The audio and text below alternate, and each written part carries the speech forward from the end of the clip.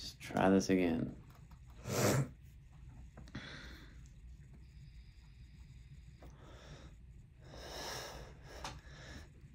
Today I wanted to talk about something. It's kind of a passion. I don't want to say passion, but something that I advocate a lot for.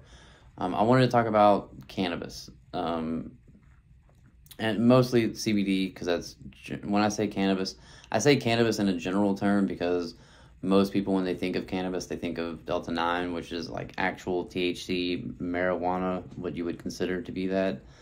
But CBD, THC, it all comes from the same plant. So when I say cannabis, I mean the plant in general and all the things that come from it. So Delta 9, Delta 8, Delta O.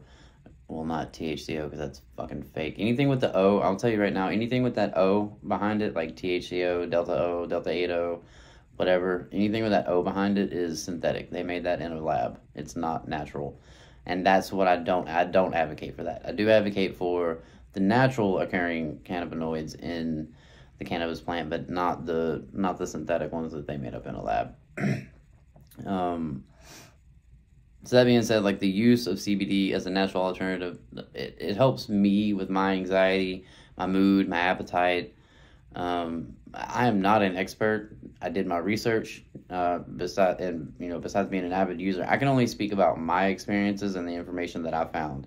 I did a lot of research and found a bunch of articles with a whole bunch of information. And so that's what I'm going to try and give to you guys today is some information from what I found from my research. I just feel like there's not enough information really out there, especially when it comes to things like, I mean, there's not a lot of information about bipolar really in general. Not like, I mean, there is, but not the kind of information that you want. And especially, like, it's all scientific studies where they're still trying to figure shit out. They really don't know that much about bipolar. Not realistically. They only know what we as bipolar people tell them. And that's, I mean, they might have, I don't know. I'm not going to fucking get into it because I'm not an expert. I'm not a doctor. But it just seems like they don't know shit about bipolar.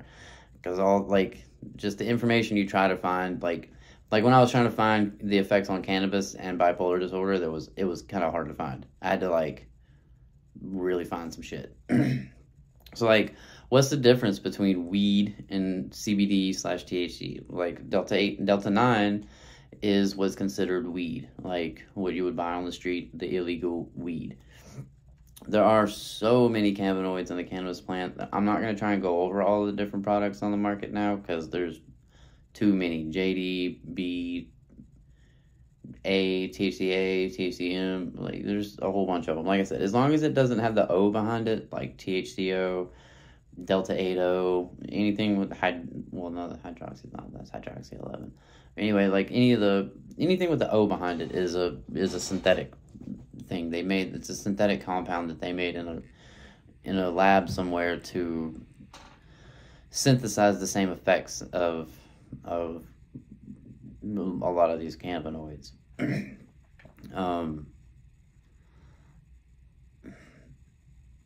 I will say for me, there's a combo between like vape and flower that works the best for me. For me, I've tried everything. I've tried everything on the market. THCA, THCM, THCO, all the deltas. I've tried fucking everything. And so far for me, the best thing that works is the THCA, which the thing about THCA is that when you light it on fire, it turns into Delta 9. So on its own, THCA has no effect by itself, like whatsoever. But when you light it on fire, like if you were to eat THCA, it wouldn't do you any good. It wouldn't do any fucking, you're not going to get anything out of it. But the minute you light it on fire, the oxygen and, I can't remember exactly how it is. It's like the way the oxygen or hydroxide, whatever it is, hydrogen burns off of it, something, and I don't know the exact way it works, but whatever it is, when you light it on fire, when you just happen to set it on fire, there are some effects. Let me just stop and say that you should not stop taking your meds. as a substitute for cannabis, or start using cannabis as a substitute for your meds. Even though cannabis helps with my anxiety, I still have to take my anxiety meds. Like, there's no way I could get through the day just relying on pills. And not only that, but I don't want to. I don't want to deal with fucking pills all the time. Like, I'm not a huge pill head. I don't really like them that much. And I still have a hard time eating, even though it does help with my appetite. It's not always a guaranteed thing. Like, I'm not gonna smoke a joint and then all of a sudden be like, oh, I got the fucking munchies. It doesn't work like that. Sometimes I can smoke 3 joints and never get hungry at all. Sometimes I'll smoke and then not notice anything, and then all of a sudden 2 hours later I'm fucking hungry and tired. So I mean, it just depends, and the thing about the vapes too is that you have to be careful with those and really do your research. The flower's a little bit safer, but the vape, I would say, do your research on the company, on the product that they put into it, on everything that you can find out about them. Find out. There are certain things certain companies and brands that I would recommend, and maybe I'll put that maybe in the comments or something, or I don't know, maybe you'll just have to figure it out, or maybe I'll do a whole episode on just the different brands that I think are the best. I keep a journal of all the different things that I smoke, just to kind of keep up and let me know what's what. I will say I advocate for the use of cannabis because it's a naturally occurring substance, and it's not grown in a lab. I think that there's sufficient enough evidence to say that the use of cannabis is a legit way of treating the symptoms of not just bipolar, but many other disorders, the aches, pains, whatever. So let's get into a little bit, what are cannabinoids? Cannabinoids are the natural compounds found in the cannabis plant that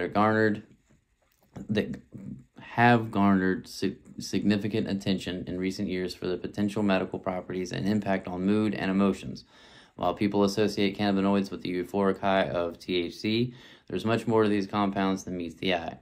So, again, most people think that, when you think of cannabis, you think of weed. So, understanding cannabinoids. There are chemical compounds encountered in the cannabis plant with over 100 types identified.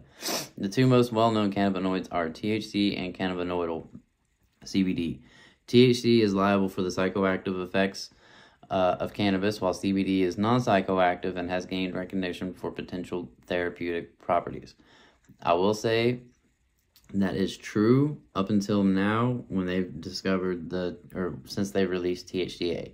THCA does have, and some of the other ones that they've released, when they say THCA, it's not just talking about Delta 9. When you say THCA, you're talking about THCA-M, THCM-A, THCJD, B, H, I think is one of them. Half the fucking alphabet is a THC now. And they all have different effects. They all have different strengths. And so when they say CBD is not psychoactive nowadays, it's sold under the guise or under the name of CBD, but it's still THC, and so it's going to have some of those psychoactive effects. There's just no way that it's not going to. Sorry, my alarm on my old watch is going off in the background. Sorry if you heard that. Anyway, so the endocannabinoid system, which this is something that I think is an interesting fact. You have more cannabinoid receptors in your body, in your brain, than you do any other receptors, meaning that your body will accept THC and use it, break it down and use it more than any other thing that you put in your body.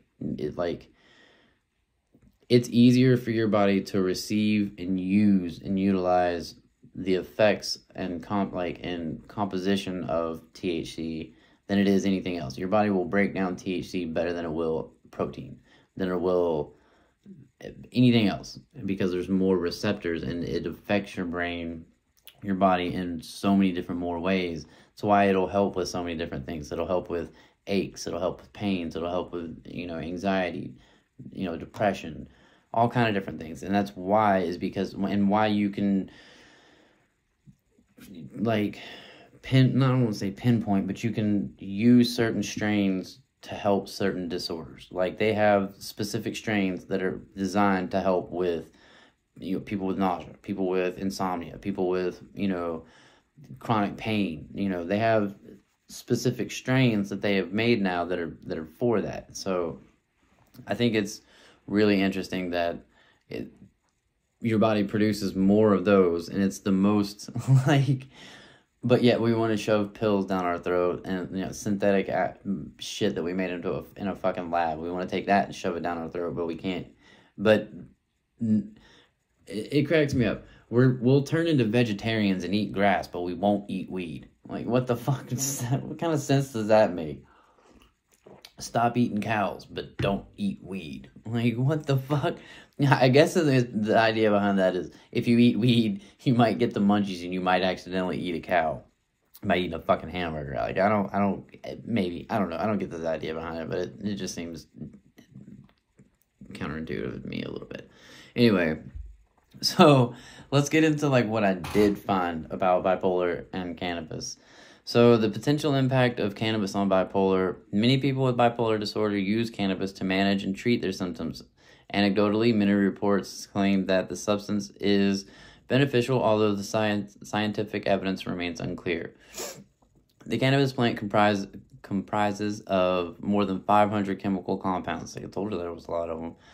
This includes the delta-9, THC, and cannabinoidal CBD, which are the two most well-known of these cannabinoids. THC is responsible for that high that many people associate with cannabis, while CBD is gaining popularity as an alternative for numerous conditions, including some mental health issues.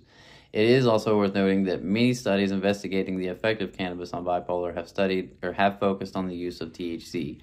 So THC and not CBD.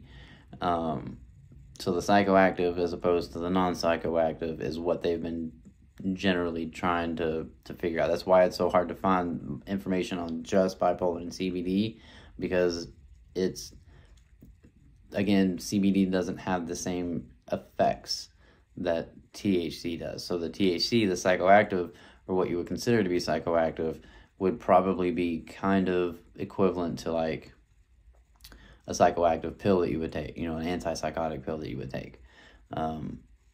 Or I assume that that's kind of somewhere along the idea of it. I don't really know, because, again, I'm not a fucking expert.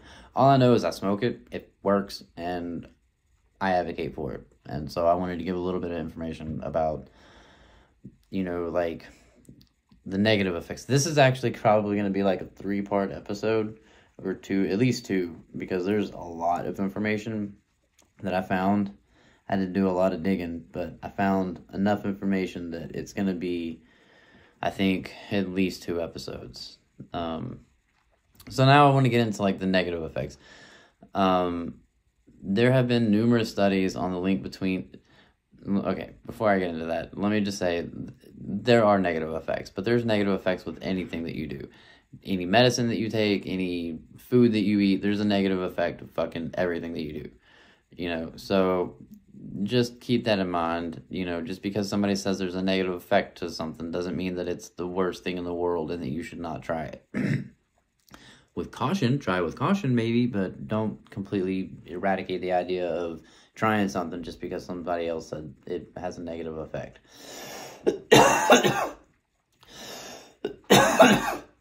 Sorry, I've been sick for like a week and a half now, and so I'm still trying to get over it. So yeah, the negative effects of THC and bipolar. There are numerous studies on the link between bipolar disorder and cannabis. These studies feature in a 2017 review from the ADA, or the Alcohol and Drug Abuse Institute.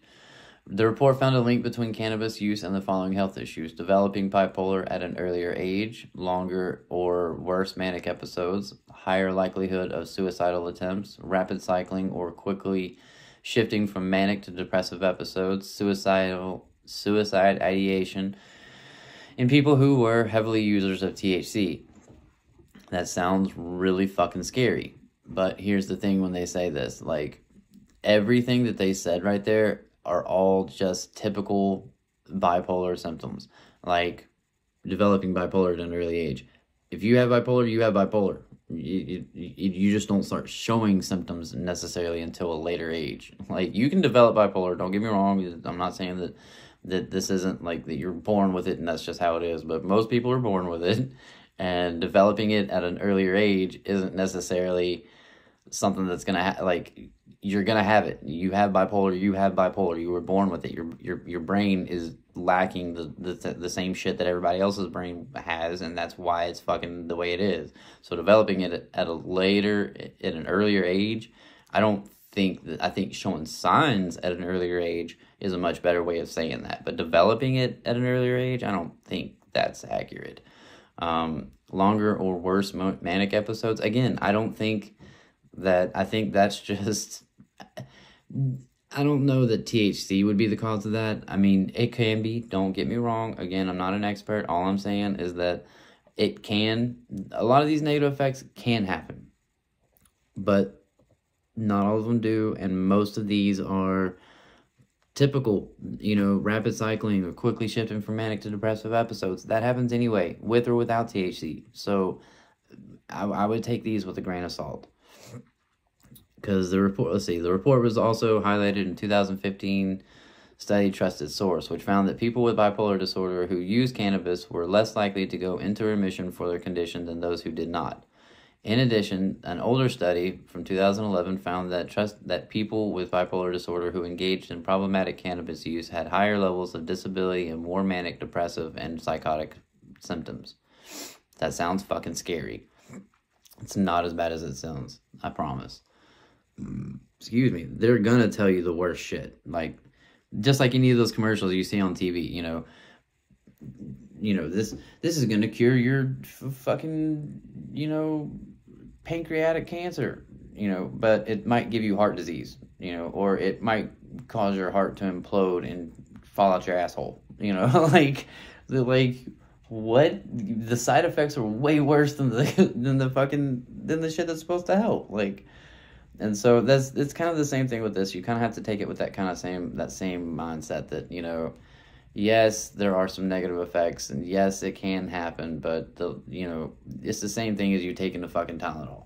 Tylenol has negative effects. If shit, what did Cat Williams say? You take 13 of them motherfuckers, it'll be the last goddamn headache you've ever had. Like, shit. So, you gotta take that shit with a grain of salt. So now I want to jump into the positive effects. So not all the studies into the effects of cannabis on bipolar have been negative. A small 2016 pilot study asked people with the condition to rate their feelings after using the substance. Within 4 hours of using the drug, people reported the following: less anger, less tension, less depression, and higher energy levels. Other studies suggest cannabis can improve brain function in people with bipolar disorder. An older study from 2010, which looked at 133 people with the condition, stated that the participants who used cannabis had improved reasoning speed, attention, and memory. Now, I would like to know what the fuck they were smoking, because attention and memory are, well, okay, I say that. Let me pause on that one, because I have ADHD and severe ADHD to the point where my attention and memory are fucking, I can't have it's hard for me to have conversations with people, because halfway through the conversation I forget what the fuck I was talking about, and that feels really fucking embarrassing, and you feel stupid, because you'll be sometimes I'll be hardcore passionate in the middle of a conversation and be like, yeah, and then what the fuck was I talking about? I have to completely stop and start all over again, because I forgot what the fuck I was talking. I have to ask somebody that you're talking to what you were talking about. I'm telling you something and I forget what the fuck I'm telling you halfway through telling you. That's bad.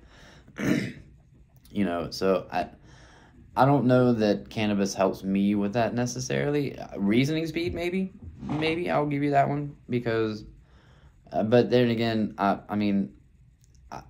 just have a reasoning mind. I don't mean that in any kind of cocky way or anything. I just mean that logic and reason are two of the things that I hold dear. They make the most sense to me. Like, logic makes sense. Logic makes sense to me. No fucking shit, dipshit. Good logic there, Watson. Anyway, I just don't know that cannabis really improves any of those for me. That doesn't mean that it won't improve it for someone else. I mean, again, cannabis is just like any other medicine. It's like peanut butter. Throw it against the wall and see if it sticks. If it doesn't, try a different one. Try a different milligram. Try a different strength. This is not one of those. People always think that, like, you're gonna just hit a joint and then either love it or hate it.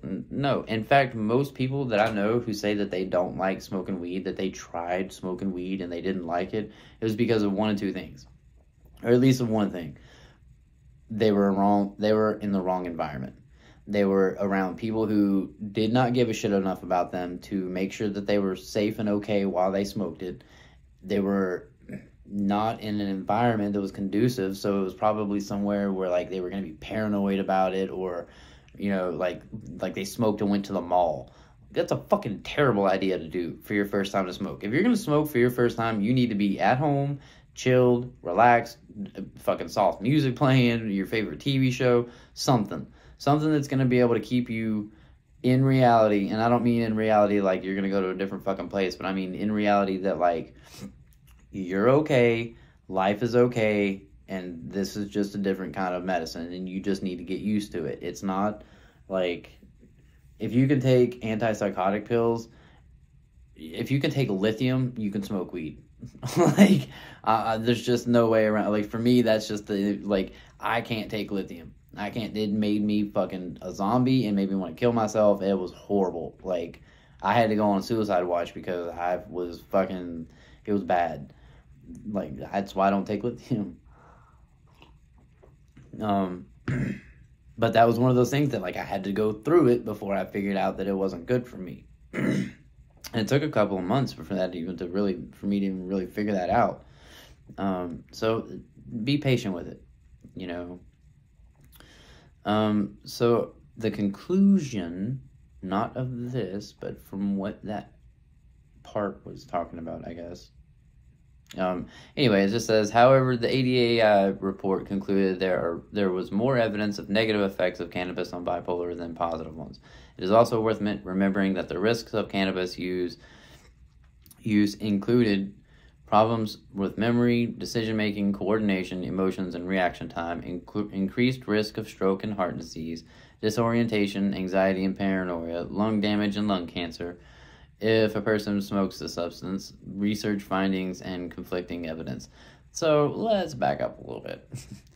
Problems with memory. Yes, I can see that. I don't say that it hurts my memory because, again, I have ADHD, so memory, emotions, reaction, well, not really reaction time, but some of those things are chalked up to that and more than they are my bipolar. Decision making, I would chalk that up to me being a fucking Libra and nothing to do with my bipolar. Maybe it's something to do with my bipolar. Nobody's ever told me that. I just know that I do have a hard time making decisions. And not necessarily because, like, decisions for myself so much as it is that, like, decisions that, like, if my girlfriend's like, hey, what do you want to eat for dinner? I'm like, whatever you want, because I genuinely don't care. And, like, I don't want you to leave that decision up to me, because if I have to choose, I might choose something that you don't want, and then now I'm going to feel shitty and guilty because I made a decision that you didn't like. So to avoid that, you just make the fucking decision. You make the decision.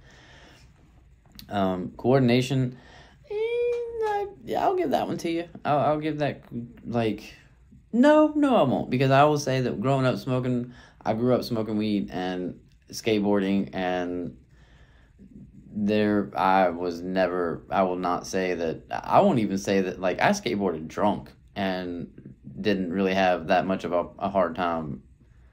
I mean, that could just be me, but I mean, for me, my coordination didn't get too fucked up from smoking weed. More so probably from drinking. My emotions, I have always had a hard time with emotions. It's just because, again, I think that's the ADHD. I don't think that that's necessarily the bipolar.